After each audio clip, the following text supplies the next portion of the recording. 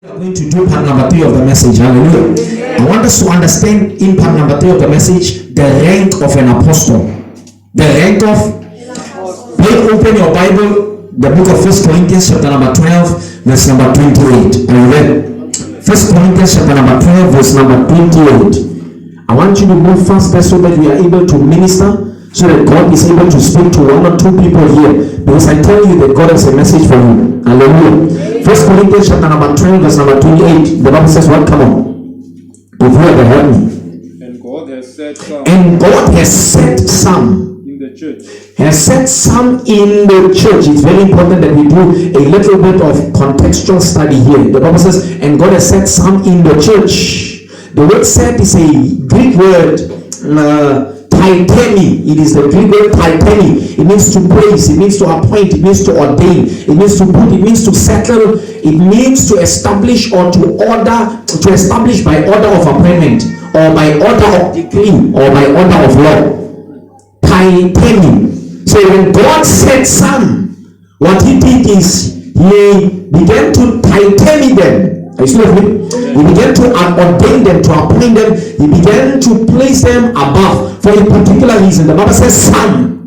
Not everybody is set up in the church of God. As for example, call that ministry is the church of God. Not everybody is set up.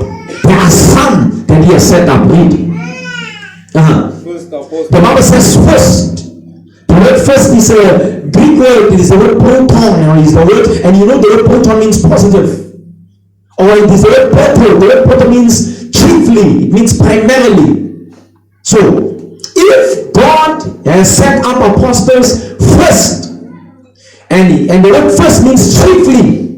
In other words, he has put and given them a chief position, a high rank. Hallelujah. For a particular cause. Right. God is a God of order. Say God of order.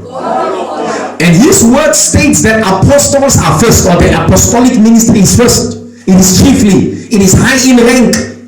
It is primary. It is the most authentic and the most original type of ministry. Are you still with me? Right. Now, it also means, what is this now? To be brief, or in the beginning of. That's what the word first means. Right. Now, apostles, they operate according to the law of first things. For example, when you're looking at the Bible, you see God honoring firstborns. And you ask yourself, why is God honoring firstborns? Because God is a God of first. And you see God honoring first fruit. You ask yourself, why does God honor first fruit? Because God is a God of first. He's a God of order. Hallelujah. When God says first, he does not say second. When he says first, he does not say third. When he says first, he says first. Hallelujah. Sometimes, there is a tendency of changing what the word of God is, so that it is able to suit us, so that it is able to, be able to, treat us nice.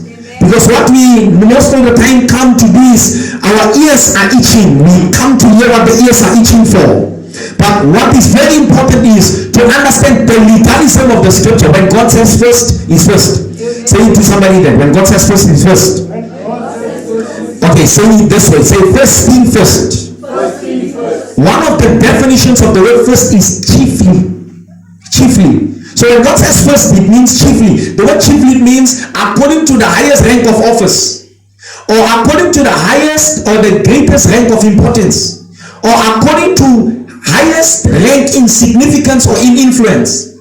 So when God says first, he says apostles, they are of high rank when it comes to significance, importance, influence, when it comes to office, even in the body of Christ.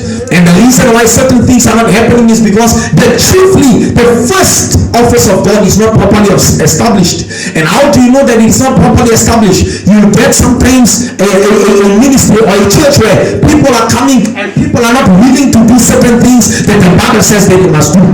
People are not willing to succumb to the pattern and to the reality of the text and the word of God, the way the Bible says that it must be done. Hallelujah. Most of the time what you find is, you find scriptures being turned, scriptures being perverse, scriptures being twisted. Why? Not because scriptures are twisted, not because scriptures are perverse, but because the apostolic ministry of God is not put in its proper position. Hallelujah.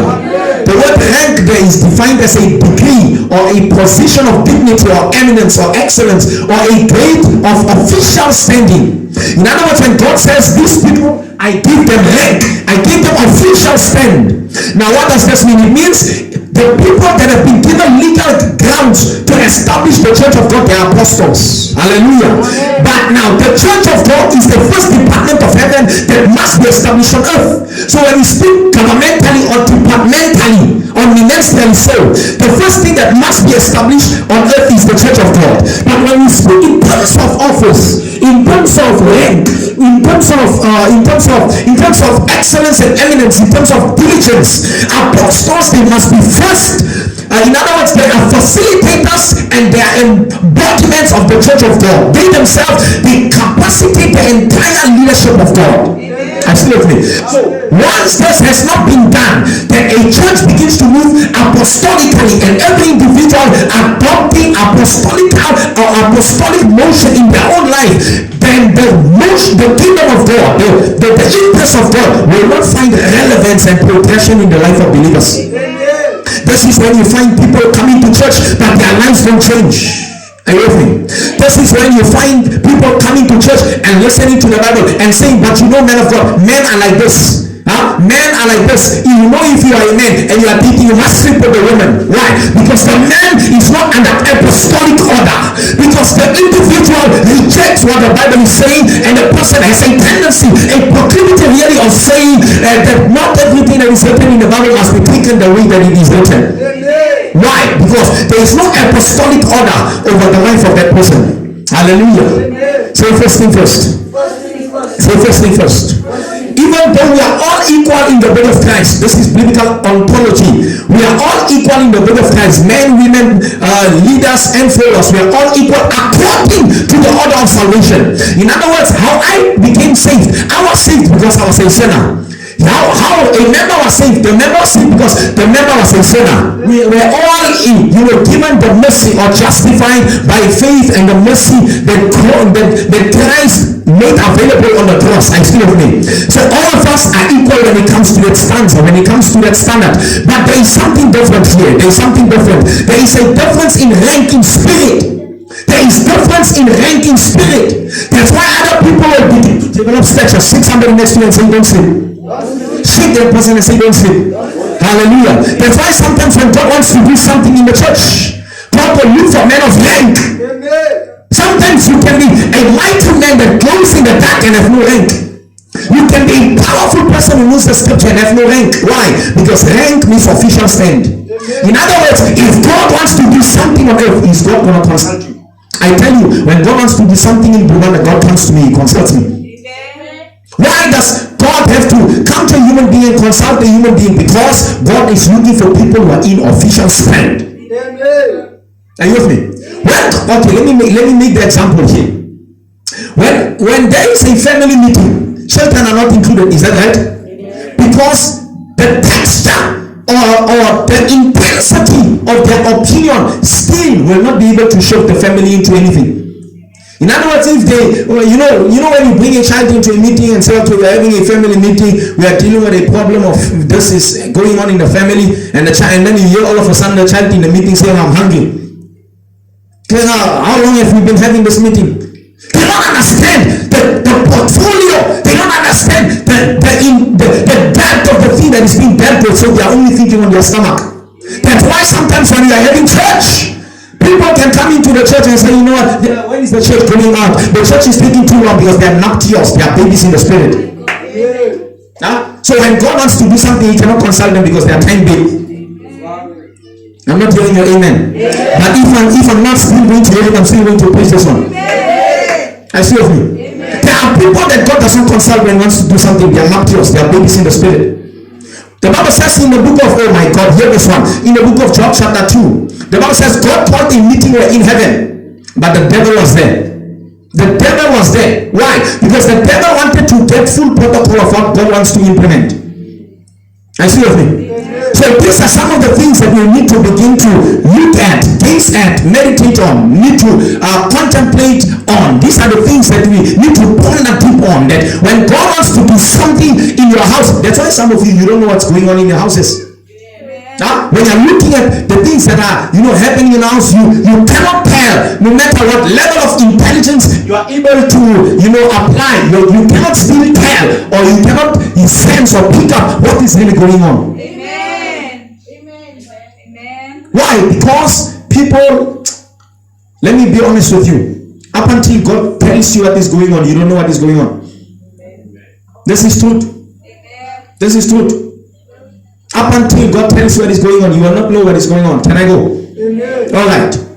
Different ranks carry different degrees of authority and power. So if somebody is greater in rank, they carry a higher degree in terms of authority and power. God, but with him, listen to me. When I was a nuptials, when I was a baby in the spirit, I was so grace-minded and so salvation-minded that when something is happening, hear this. When somebody says, you know what? You must honor a man of God, I would say, no, it's impossible. We are all equally born again. I ask, did that man save himself, or was he saved by the blood of Jesus? And then that man would say, I was saved by the blood of Jesus. And I say, I was also saved by the blood of Jesus. How are you more important than me? There are people that God has given them a higher rank, a higher authority, a higher level of power than those people. When we speak, they're able to control things. Amen. Hallelujah. Amen. Those people, when they speak, certain things shift. There was a man by the name of, one of the descendants of Apostle Joseph Babalola in Nigeria. One of his direct descendants, because Apostle Joseph Babalola developed rank for 40 years. He kept all of the 8 watches. 3, 6, 9, 12. 3, 6, 9, 12 he prayed. 3, 6, 9, 12. Every day, all the 3, 6, 9, 12s in the day and all the 3, 6, 9, 12s at night. He prayed all of those for 40 years. You prayed so long for 40 years that one day you wanted to cross the road and the cars were passing so much that he began to burn. Then he began to pass, and the person of the car stopped too. He touched the car. Amen. When he touched the car, he said to the car, stop. And then after crossing the road, the person of the car wanted to move. The car was not moving. Amen. How can the man say to the car, stop, and even iron obeys him? So the person was trying to move the ignition, moving it to the right. He said to the person, tell him to move it to the left. When he moved it to the left, the car began to move. How? How do you come to a place where even the iron obeys? Developing rank and stature in the spirit. Amen. There is a rank in the spirit. There is a stature. There is a measure of power and authority in the spirit that can be made available and accessed by every believer. But every believer has to make up their mind to become apostolic. Hallelujah. Amen. Can I go? Amen. Just as there is a rank in military, there is also a rank in the army of God. You see, in the military, everybody likes to say, when I always gather with people, brothers, especially brothers, when they are just becoming born again, oh, general. Do you know what is a general in the army? Huh? Do you know what is a general in the army? So sisters, when they see each other, and brothers, when they see each other, oh, men of God, oh, men of God. Oh, what made you a man of God? Huh? Moses commanded an army of God on a mountain. The Bible says, while the Philistines, they were attacking against the Israelites, when Moses lifted up his hand, the Israelites were winning. When his hand fell down, they were losing. Amen. So you are on ground fighting the battles. You think it's you. There's somebody lifting up their hands. Oh my God. Huh? This is apostolic in nature. Somebody is lifting up their hands in the mountains. Amen. So there are ranks in the army of God. Huh? Now, if you want to establish your rank, and I will tell you, there's only 5 ways to which rank is established. Simple 5 ways to which rank is established. 1, you have to do long prayers. You have to do long prayers. Huh? The reason for doing long prayers is to establish your priesthood. When you don't do long prayers, there's a possibility you are a believer that is saved, but a believer that cannot access things in God. Huh? There are born again believers. They are still born again. Are they born again? Yes, they are born again, but they may not be able to access the things that exist in God. So there are those people that they are just born again for being born again. We bless the Lord that they are born again so that when they die, they go to heaven. But there are those people on earth, they will be impactful. What makes them impactful is because they've understood the technology that exists in the spirit of how to access things in God. Huh? There are things that exist in the government of God that everybody can be able to access. Alright. There is a rank in the spirit realm. All authority and all power, they are based on rank. Alright, hear this one. We must be able to receive, walk in, and discern different rankings in the spirit. If you don't receive, walk in, and receive and discern a rank in the spirit, there is a possibility, oh my God, then what we call spiritual reality distortion field comes to place, comes to manifestation. You know this spiritual reality distortion field? It's like this. In the natural, I'm close to him. You see how close I am to him?